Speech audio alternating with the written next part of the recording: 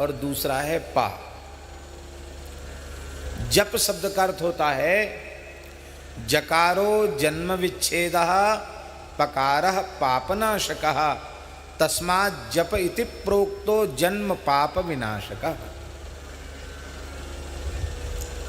लिखने योग्य श्लोक है।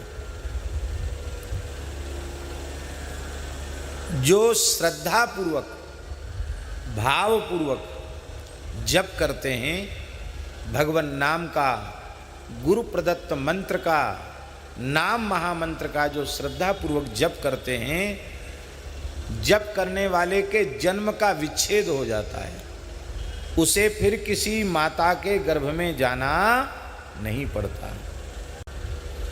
सबके मन में माला पहनाने का भाव रहता, बहुत अच्छी बात है, पहनानी ही चाहिए, कोई मनाही नहीं है।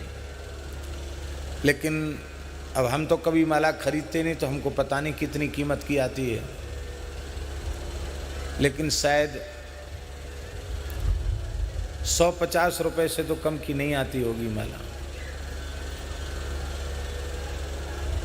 इतनी राशि भी यदि गाय के भूसा चारा में लगाई जाए तो उससे कितनी गायों का हित हो जाए। एक पुष्प भी व्यासपीठ पर अर्पित किया जा सकता है। अपने बगीचे का पुष्प हो, तुलसी दल हो, आप उसको अर्पित कीजिए।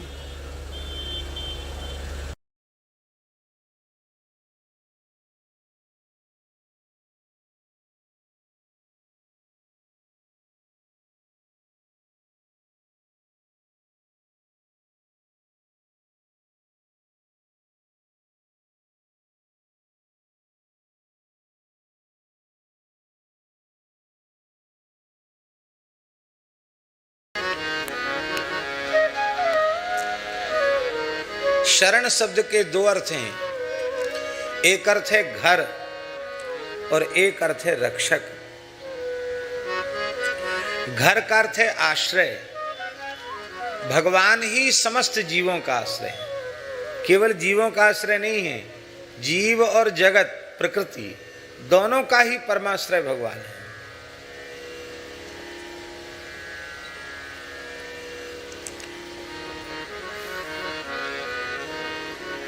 और दोनों के रक्षक भी भगवान हैं। इसलिए सबका घर भी भगवान और सबके रक्षक भी भगवान। और अंगद सिंह जी खोज करके लाए। संत तो बड़े सरल होते हैं, बालक जैसे होते हैं संत। बालक को डांट दो तो रो जाएगा, और डांटने वाला व्यक्ति मुस्कुरा करे, हाँ ले लो मिश्री ले लो, तो ये भूल जाएगा कि इस व्यक्ति ने अभी आंख दिखाई थी, हमको अभी डांटा था, अब मिश्री देख करके हमको फुसला रहा है। वो पुरानी बात का याद करके वो नाराज नहीं रहेगा, फट से आकर गोद में बैठ जाएगा, मिश्री खा लेगा।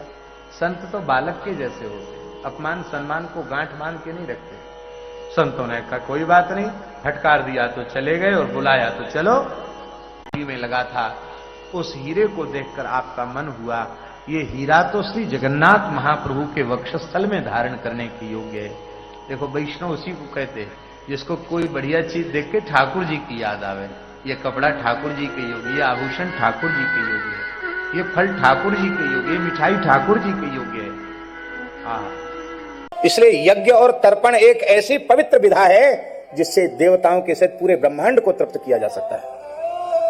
सबको खुराक दी जा सकती है। ऑक्सीजन तो सबकी खुराक, तो आप 250 ग्राम में सबका भंडारा कर सकते हैं। और लोग कहते हैं अरे बताओ महाराज सवेरे सवेरे 250 ग्राम घी स्वाहा स्वाहा स्वाहा लो। आजकल के लोग किसी अच्छे गरीब को बेचारे को खिलावें तो कितना फायदा होगा, उनको यही पता नहीं कि गरीब को नहीं, ये तो देवता तो तृप्त हो ही रहे हैं, न जाने कितने चराचर के प्राणी इससे लाभान्वित हो रहे हैं। यज्ञ आवश्यक है, यज्ञ हमारे अविभाज्य अंग हैं। तो यज्ञ के द्वारा देव ऋण से मुक्ति होती है, और विवाह करके संतान उत्पन्न करने से, धर्म नियंत्रित संतान की प्राप्ति करने से पितरों के ऋण से मुक्ति होती है।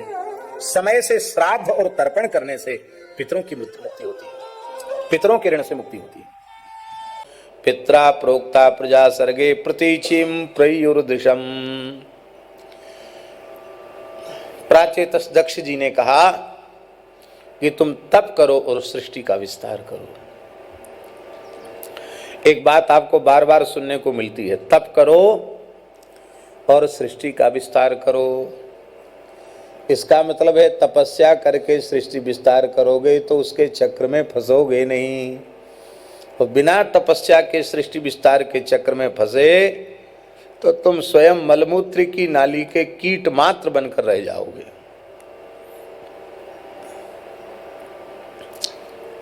ये रहस्य है। पहले तप करके भगवत साक्षात्कार प्राप्त कर लो, इसके बाद संसार में प्रवेश करो।